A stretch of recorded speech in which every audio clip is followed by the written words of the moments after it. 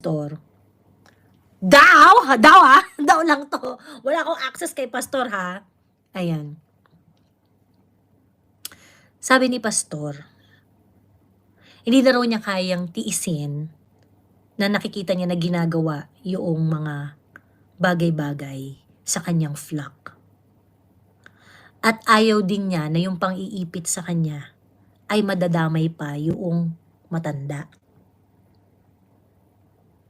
Ayun. Pero sabi ko sa puting ahas ko, tangina no, ganun kalalim yung friendship nila? Bakit ganun kalalim yung friendship nila? Sabi ko ganun. Doon sa puting ahas ko. Bakit ganun kalalim yung friendship nila? Sabi niya ganun. Joey, hindi mo naiintindihan yung pagkakaibigan ni Pastor at ni PRRD.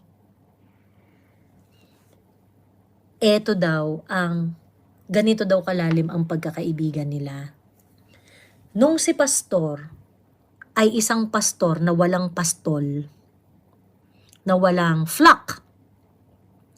Wala ba yan? Nagsasalita lang daw yan sa kalsada. Si Pastor Kibuloy. Meron daw isang umupo sa harap niya at pinakinggan siya.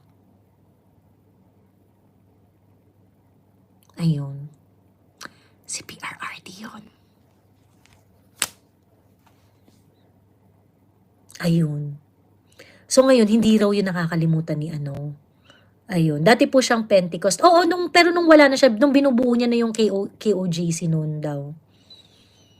Lintika na to, nakakaiyak. Ay, sabi ko sa inyo. Ayun.